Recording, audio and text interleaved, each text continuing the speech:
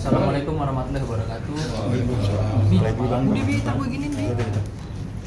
Salam sehat untuk kita semua. Jadi malam ini kami selaku kuasa hukum dari Ibu Rosalina, saya dan Bang Agustin Tahap ingin menyampaikan ada beberapa hak, ya, hak dari Ibu Rosalina atau klien kami yang sudah bertahun-tahun tentunya belum juga terselesaikan.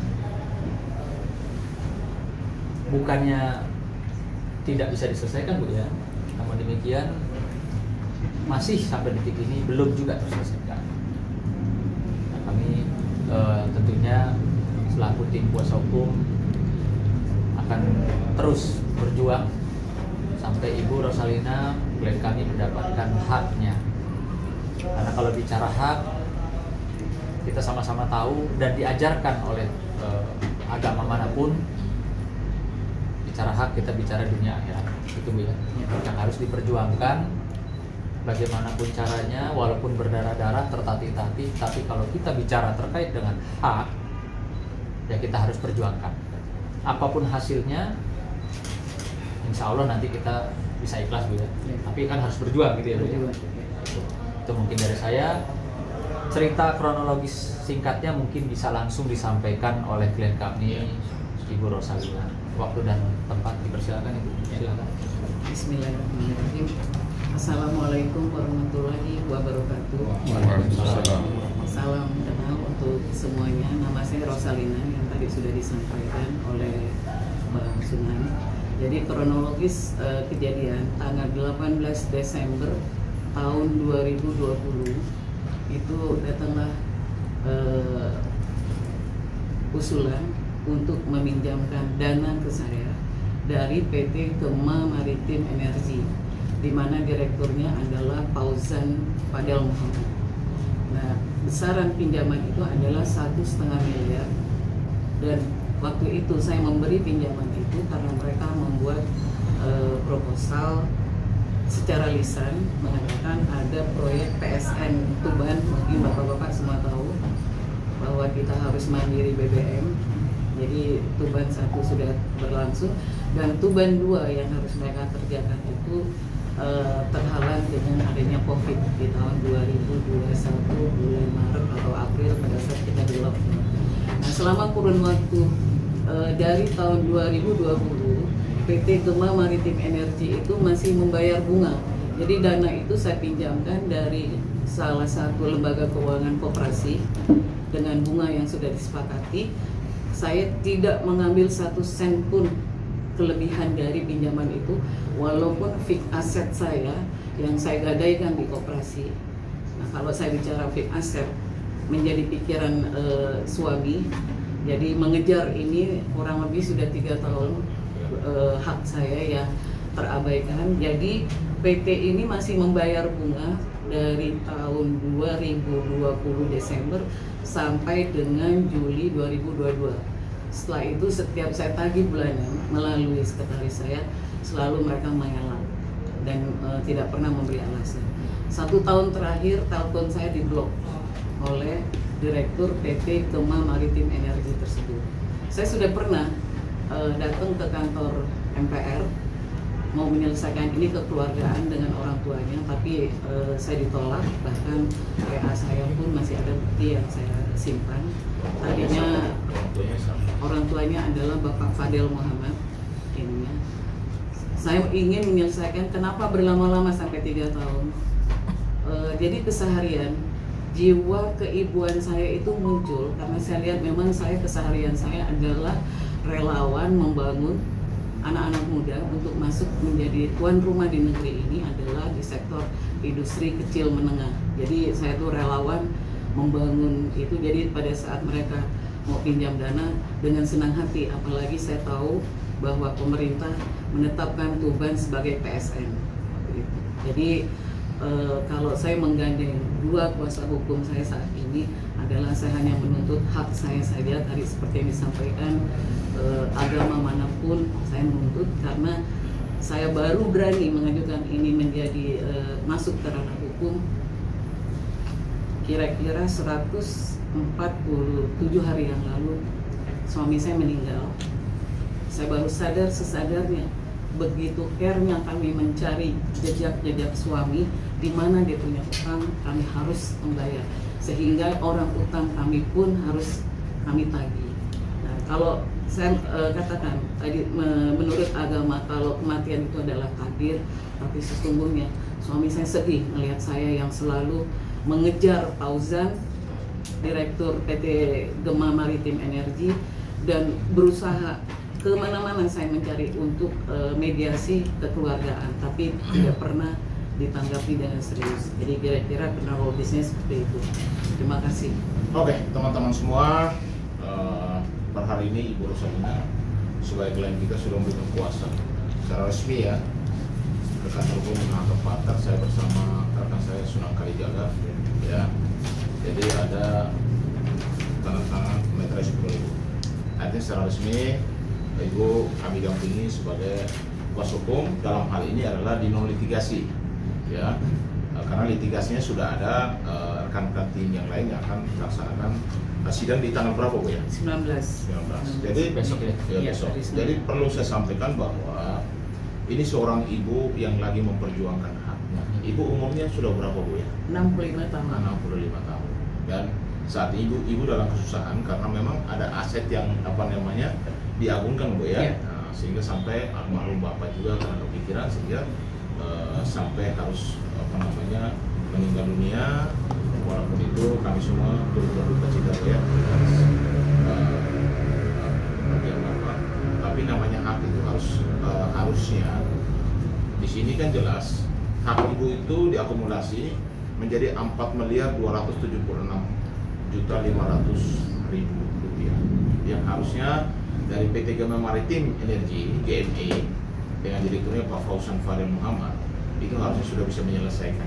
Ibu berjuang sudah 3 tahun dan akhirnya sampai hari ini secara kekeluargaan ibunya kemana-mana ya, bahkan ibu pernah WA kepada bapaknya Fadel ya, bapaknya Fauzan ya, Pak Fadel Muhammad, tapi jawabannya bahwa silakan diselesaikan dengan anak saya. Nah, dalam kapasitas ini perlu saya sampaikan bahwa di sini juga gugatan sudah masuk ya. Gugatan ibu di pengadilan itu adalah gugatan luang prestasi ya, dengan nomor perkara angkatan 41 garing PDT G/2025 garing PN Jakarta Selatan ya. Yang digugat itu adalah Fauzan Fadel Muhammad selaku direksi PT Maritim Energi. Dan hari ini juga kami juga perlu sampaikan bahwa nanti di tanggal 19 hari Senin itu akan terjadi sidang pertama. Sudah ada rilisnya, sudah ada panggilan kepada kedua pihak. Tetapi kami di sini juga mau menyampaikan bahwa kami masih membuka ruang ya, ruang untuk menyelesaikan ini secara kekeluargaan, ruang mediasi lah ya. Jadi ini sebenarnya kami menyampaikan supaya kalau bisa Pak Direktur ya, Pak Fauzan untuk membuka lah ya, jangan diblok lah itu, dibuka lah untuk dibangun komunikasinya. Karena bagaimanapun awalnya kan semua baik-baik saja. Kenapa seorang ibu yang umurnya sudah 65 tahun harus seperti ini, berjuang bolak-balik, harus mencari haknya dia, dan bahkan nomor WA-nya Pak Direktur ini juga sudah memblok ibu dan juga keluarganya. Dan ini kami minta supaya hak itu diselesaikan pada waktu nanti mediasi di pengadilan. Mudah-mudahan apa yang kami sampaikan didengar ya, didengar oleh Pak Direktur Gema Maritim Energi, Saudara Fauzan Fadel Muhammad. Karena ini hak, saya yakin bahwa apapun itu bisa dibicarakan. Marilah buka ruang untuk kita bisa diskusi bersama, karena bagaimanapun kan ibu sudah melakukan gugatan karena selama 3 tahun ibunya berjuang sampai suami ya, sampai sudah meninggal dunia. Nah, ibunya masih tak berjuang juga karena menurut ibu ini adalah hak. Sehingga lewat kalau dibilang ini kan penyampaian di publik ya, somasi ya, secara lisan di publik ini untuk bisa keluarga daripada Pak Fauzan Fadel Muhammad atau Pak Direktur sendiri PT Gema Maritim Energi untuk bisa mendengar ini dan bisa membangun komunikasi, dan kami juga membuka ruang mediasi untuk selesaikanlah urusan ini.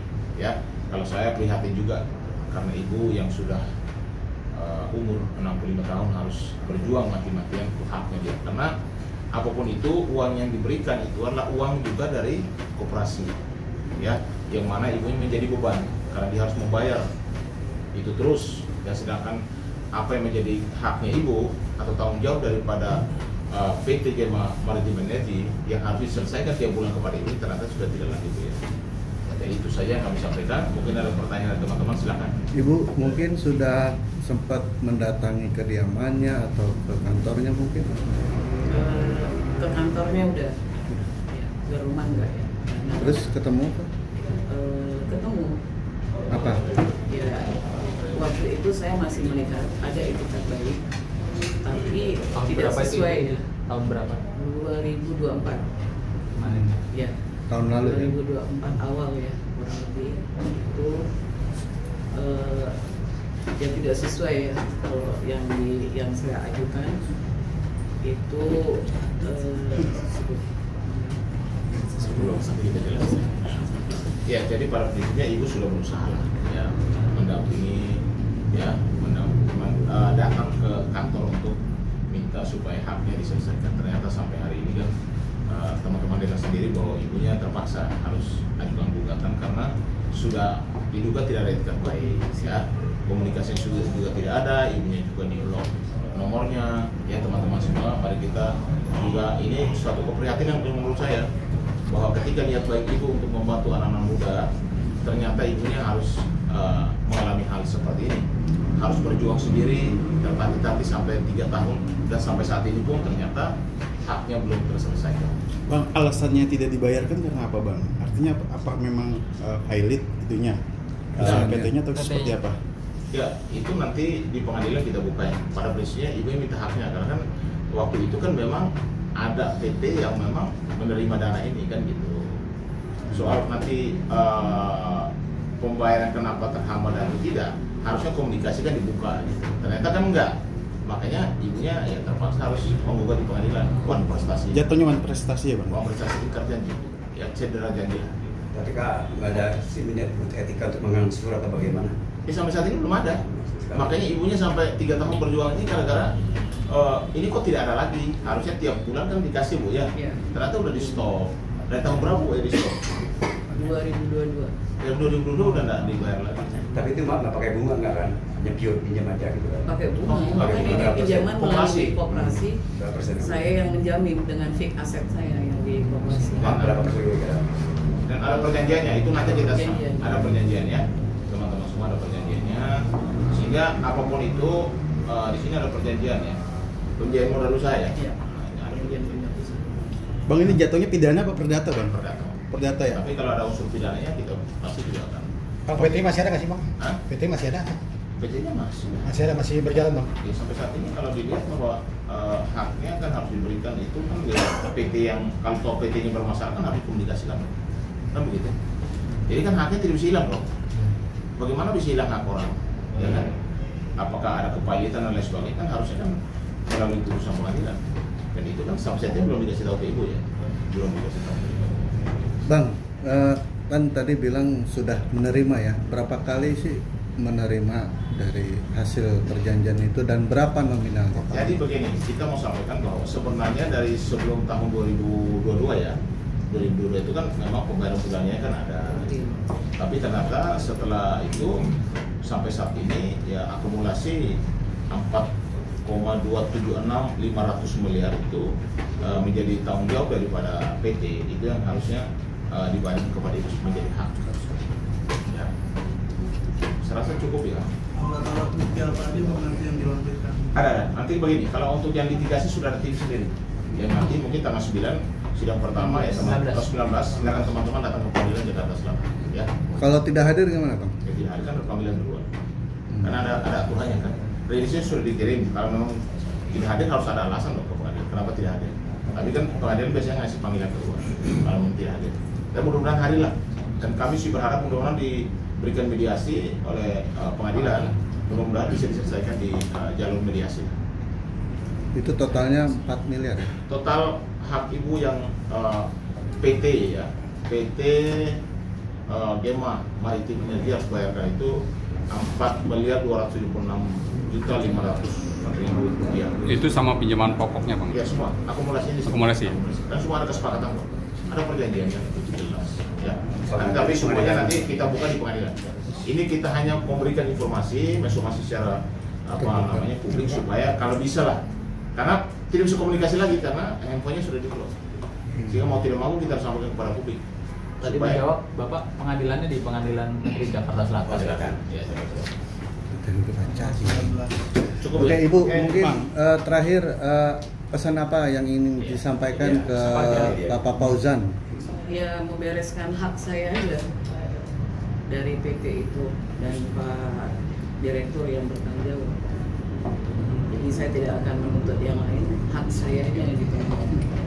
Nanti sidang perdana supaya hadir mungkin ibunya hadir karena ada kuasa hukumnya dari pihak sana. Bentar. Biar pengadilan yang sudah panggil ya sampai datang. Bang, ada upaya perlindungan nggak bang?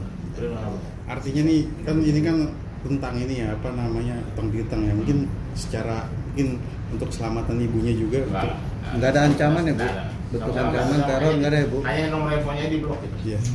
Ya. Dan kami juga meyakini ya bahwa melihat background daripada keluarga Pak Direktur, tentunya saya yakin juga Pak Direktur dalam hal ini akan melakukan upaya-upaya yang baik dan benar di mata hukum. Jadi kalau tadi teman-teman media bertanya apakah ada intimidasi atau ada penekanan terhadap klien kami sehingga membutuhkan perlindungan, di sini saya nyatakan sampai saat ini tidak ada Bu ya. Dan kami juga yakin, kami percaya bahwa pihak perusahaan, Pak Direktur juga tidak akan melakukan hal-hal yang tentunya di luar daripada hukum. Terima kasih.